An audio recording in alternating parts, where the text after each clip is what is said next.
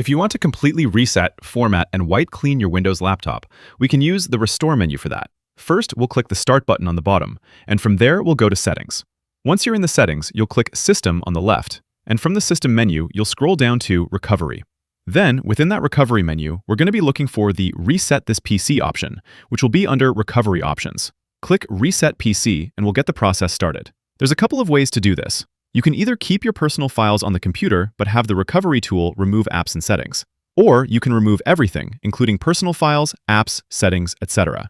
I want to start completely from scratch, so I'll choose the Remove Everything option. And because we're essentially running a clean install of Windows, I'll get asked whether I want to download a fresh Windows copy from the cloud or use a local reinstall, which uses the Windows that's already installed on your device. The local reinstall will be faster, and it works fine if the existing Windows files are intact. But if the Windows files are corrupted or something is not working, the reinstall can inherit those problems. It also installs whatever Windows version was on the device, so it's not necessarily the latest version. The Cloud Download option downloads a fresh copy from Microsoft servers. No chance of inheriting corrupted files, gives you the current version of Windows, and can be more reliable if something was wrong with your system. It does, however, require a solid internet connection and will use some bandwidth. On the additional settings page, you'll get sort of a recap of your settings. And there's one important part here that people often miss, or at least misunderstand, whether the tool cleans your drive or not. Right now, even though I set it to remove all my files, this recap says it will not clean the drive. If I click Change Settings, I can toggle on the Clean Data box. Basically, whether I have that Clean Data toggle on or off, this process will remove all my personal files off the machine anyway.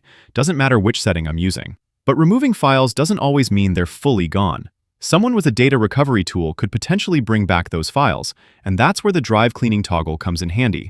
It basically removes your files and then overwrites the entire hard drive with meaningless data, so even if someone was to attempt to recover files, they'd find nothing. So, if you have any sensitive information on your computer, use the Clean Data option. Takes longer, but it ensures everything is safely removed. And if you have something really sensitive, please use a professional data erasing tool instead.